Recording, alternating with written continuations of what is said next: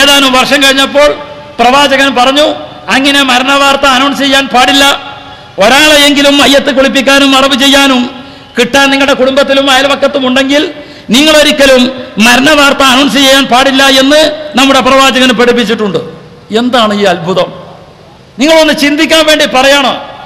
India രാജ്യത്ത് ഹിന്ദുക്കൾ announce ചെയ്യുന്നില്ല, ക്രിസ്ത്യാനികൾ ചെയ്യുന്നില്ല, സിഖുകാർ ചെയ്യുന്നില്ല.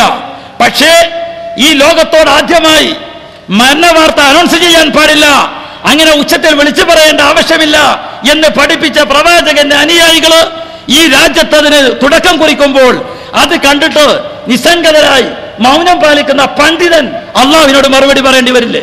അതുകൊണ്ടാണ് ഞങ്ങൾ വേദി വിട്ടത്. അല്ലാതെ ഞങ്ങൾക്ക് ഒന്നും നഷ്ടപ്പെട്ടിട്ടല്ല. അവിടെ ഉള്ളതൊക്കെ വലിയ വിഭവങ്ങളും സദസ്സുകളും എല്ലാ അലങ്കാരങ്ങളും ജാടകളും അപ്പുറത്താണ്. അതൊക്കെ വലിച്ചെറിഞ്ഞ് ഈ പ്രസ്ഥാനത്തിന്റെ കൂടെ വരുന്നത് ഇത്രയും ദയനീയമായ ഒരു പ്രസ്ഥാനത്തിന്റെ പതനത്തിന് മാപ്പുസാക്ഷികളായി നാളെ മഹ്ശറയിൽ അള്ളാഹുവിന്റെ മുമ്പിൽ കൈകെട്ടി നിന്ന് മറുപടി പറയേണ്ടി വരും എന്നറിയുന്നത് കൊണ്ടാണ്. ഇത് നിങ്ങൾ മനസ്സിലാക്കണം. ഇതിപ്പോ നിങ്ങൾക്ക് എല്ലാവർക്കും അറിയുന്ന ഇപ്പോൾ തുടങ്ങി വരുന്നൊരു ബിദ്അത്തിന്റെ ചരിത്രമാണ്.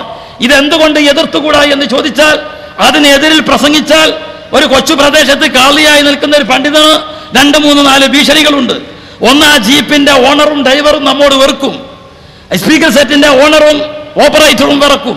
അനൗൺസ് ചെയ്യുന്ന ചെക്കനും 5 ആൾക്കാർ എന്തായാലും നമ്മോട് വെറുക്കും. ഇങ്ങനെ എല്ലാവരും ശത്രുക്കളാവാൻ സാധ്യതയുണ്ട്. സത്യം പറഞ്ഞാൽ എല്ലാ പോരായ്മകളിൽ നിന്നും ചൂഷണം ചെയ്യുന്ന ആൾക്കാരുണ്ടാവും. അവർക്കതൊക്കെ വിഷമായിരിക്കും.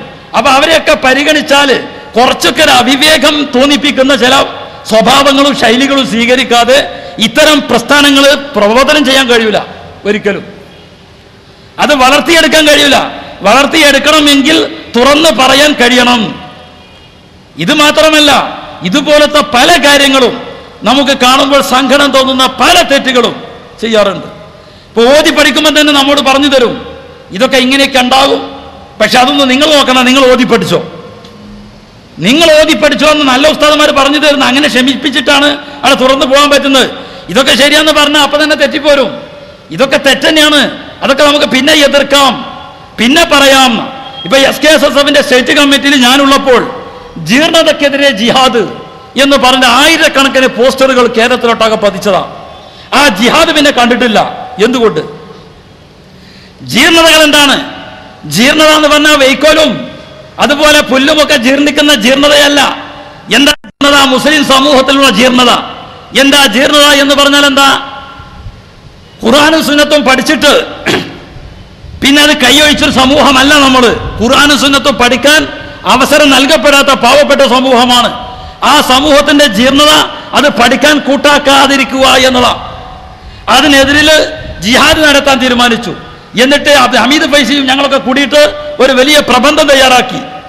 19 പേജുള്ള ഒരു പുസ്തകത്തിൽ എഴുതി തയ്യാറാക്കിയത് മുജാഹിദിനോ ജമാഅത്തെ ഇസ്ലാമിക്കോ തബ്ലീഗുകാർക്കോ എതിരിലല്ല, സമസ്തയുടെ അനുയായികളായ കേരളത്തിലെ ബഹുജനങ്ങളുടെ ഇടയിലുള്ള ഒരുപാട് അന്ധവിശ്വാസങ്ങളും അനാചാരങ്ങളും അത് 4 മദ്ഹബിനും എതിരാണെന്നും ഖുർആനും സുന്നത്തും ഇജ്മാഇന്റെ ഖിയാസിന്റെ പരിധിയിൽ ഒതുങ്ങാത്തതാണെന്നും അതൊക്കെ കൈയൊഴിക്കാൻ സമൂഹം തയ്യാറാവണമെന്നും അങ്ങനെ മറ്റുള്ള പ്രസ്ഥാനങ്ങളെയൊക്കെ ഈ നാട്ടിൽ നിന്ന് നിഷ്കാസനം ചെയ്യിപ്പിക്കണം, സമസ്ത മാത്രമാവണം ദീനി രംഗത്ത് ദഅവത്ത് രംഗത്ത് നിലനിൽക്കുന്ന പ്രബോധക സംഘടന എന്നാണെന്ന് പറഞ്ഞത് അറിയോ? അതിനു വേണ്ടിയിട്ട് ആ പ്രമേയം വായിച്ചു കൊടുത്തു. KT മാനുമുസ്ലിയാർക്ക് വായിച്ചു കൊടുത്തു, KV ഉസ്താദിന് വായിച്ചു കൊടുത്തു. അവസാനം പറഞ്ഞു ഷെയ്ഖുനാക്കൊന്ന് കാണിച്ചു കൊടുക്കാൻ പറഞ്ഞു. ബഹുമാനപ്പെട്ട EK അബൂബക്കർ മുസ്ലിയുടെ വസതിയിൽ ചെന്ന് ഞങ്ങൾ പറഞ്ഞു, ഇങ്ങനെ ജീർണതക്കെതിരെ ജിഹാദ് എന്ന പ്രമേയത്തിന്റെ കോപ്പിയാണിത്, കരട് കോപ്പി. ഇത് ഞങ്ങൾ മുഷാവറ അംഗങ്ങളിലെ പലരെയും കേൾപ്പിച്ചിട്ടുണ്ട്. ഞങ്ങൾ SYSന്റെ സ്റ്റേറ്റ് കമ്മിറ്റിക്ക് കാണിച്ചിട്ടുണ്ട്. ഷെയ്ഖുന ഇതൊന്ന് കേൾക്കണമെന്ന് പറഞ്ഞു. കേൾക്കുന്നവന് വായിക്കണമെന്ന് പറഞ്ഞു. അതെടുത്ത് ഇങ്ങനെ വായിച്ചു. അമിത് ഫൈസി 2-3 പേജ് വായിച്ചപ്പോൾ അവനെ നിർത്തിക്കുക എന്ന് പറഞ്ഞു. എന്നിട്ട് പറഞ്ഞു, ഇതപ്പം ഇപ്പം അവിടെ ഇരിക്കട്ടെ, ഇത് നമുക്ക് കുറച്ച് കഴിഞ്ഞിട്ട് പറയാം. ഇപ്പൊ നിങ്ങൾ കള്ളക്കന്മാർക്കെതിരെ പ്രസംഗിച്ചാൽ മതി, ബാക്കിയൊക്കെ അവിടെ ഇരിക്കട്ടെ, പിന്നെ പറയാമെന്ന. ഈ വായിച്ച 2 പേജ് തെറ്റാന്ന് മൂപ്പര് പറഞ്ഞിട്ടില്ല. വായിക്കാൻ പറഞ്ഞത് ഇപ്പൊ അവിടെ ഇരിക്കട്ടെ എന്നാ. വായിച്ച് കേട്ട പണ്ഡിതന്മാർക്കും അത് തെറ്റാന്ന് പറയാൻ കഴിഞ്ഞിട്ടില്ല. അങ്ങനെ തെറ്റാണെന്ന് പറയാൻ പറ്റുന്ന ഒരു കാര്യം പൊതുവേദിയിൽ പ്രസംഗിക്കാൻ പറ്റൂല. കാരണം എതിർപക്ഷം ശക്തമാണ് എല്ലാ നിലക്കും. 100% ശരിയായത് കൊണ്ട് മാത്രമാണ് അങ്ങനെ പറയാൻ തന്നെ ഒരു ഉത്കർഷത വരുന്നത്. ഒരു സംശയമില്ലാത്ത കാര്യങ്ങളാണ് ഞങ്ങൾ വിളിച്ചു പറയുന്നത്. തർക്കമുണ്ടായേക്കാവുന്ന മസലകളുണ്ട്, അത് ജനങ്ങളുടെ ഇടയിൽ ചർച്ചാ വിഷയമാക്കേണ്ട ആവശ്യം നമുക്കില്ല. ഇവർ ഉദാഹരണം പറഞ്ഞത് തർക്കം ഉണ്ടാക്കുകയാണെങ്കിൽ എന്തൊക്കെ പറയാം, അത് നമ്മൾ ഉദ്ദേശിക്കുക. അപ്പൊ നോമ്പ് മുറിക്കുമ്പോൾ 3 ഈത്തപ്പഴം കൊണ്ടാണ് നോമ്പ് മുറിക്കേണ്ടത് എന്നാ. ആദ്യത്തെ ഈത്തപ്പഴം തിന്നുമ്പോൾ തന്നെ നോമ്പ് മുറിയില്ലേ, പിന്നെ 2 കഴിക്കുന്നത് എന്തിനാ ചോദിച്ചാൽ അപ്പൊ നിങ്ങളൊക്കെ അതല്ല നമുക്ക് ആവശ്യം. അപ്പൊ 3 ആയിരിക്കാന്നുള്ള സുന്നത്ത് കിട്ടുന്നുള്ളൂ. നോമ്പാദ്യത്തിന് ഓരോ അങ്ങനത്തെ തർക്കം ഉണ്ടാക്കിയിട്ട് ആൾക്കാരെ ചിരിപ്പിക്കാനോ രസിപ്പിക്കാനോ നടക്കല്ല. അള്ളാഹുവിന്റെ ദീന് ജനങ്ങൾക്കുള്ളതുപോലെ പഠിപ്പിച്ചു കൊടുക്കുക. അപ്പോൾ ഒരു ഉദാഹരണം പറഞ്ഞുതരാം. നമ്മുടെ നാട്ടിലെ എല്ലാ ജനങ്ങളും, ഞാൻ ഇപ്പോൾ പ്രസംഗം നിർത്തും, എൻ്റെ പിന്നിൽ ഒരുപാട് പണ്ഡിതന്മാർ പ്രസംഗിക്കാനുണ്ട്.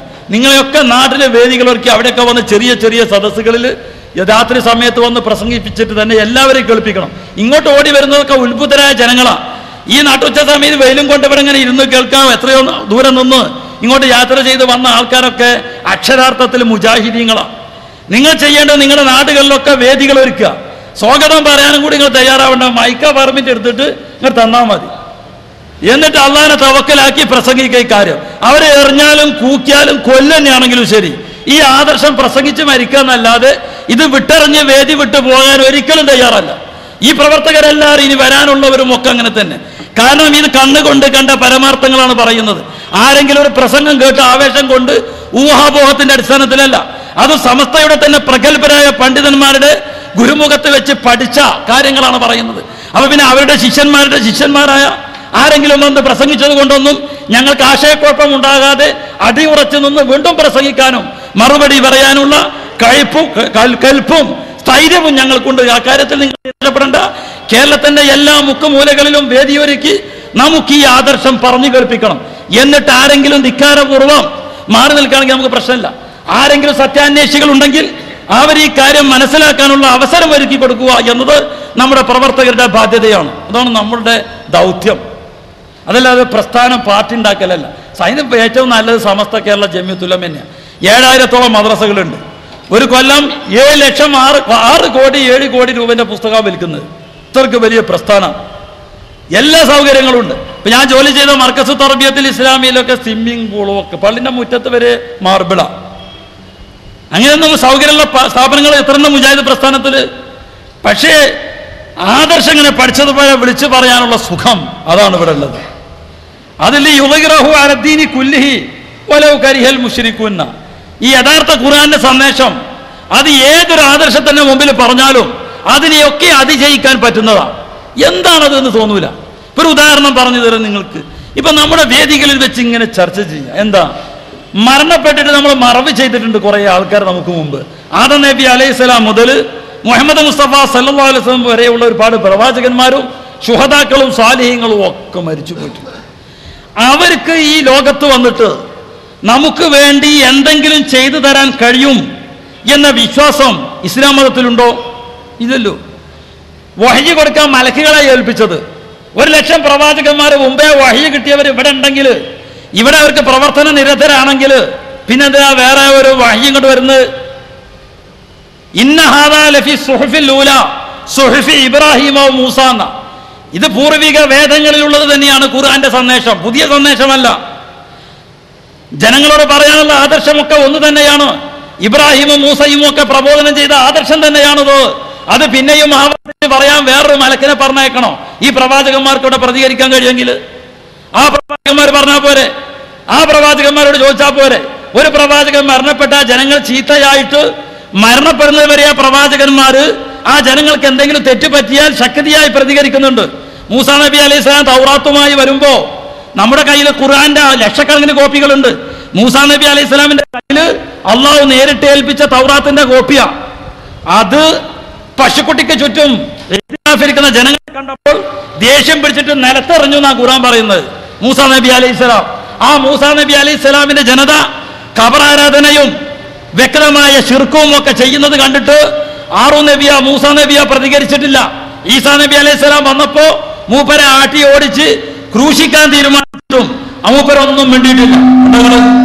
അവൻ മരണപ്പെട്ടാലോ അതിന് ശേഷവും ഒരുപോലെയാണെങ്കിൽ മൂസാ നബി അലൈഹി സ്വലാമിന്റെ ആ ക്രോധവും സ്ഥൈര്യവും ആവേശവും ആദർശ ധീരതയും ഒക്കെ പിന്നെ കാണാതെ ഈസാ നബി അലൈഹിസ്സലാം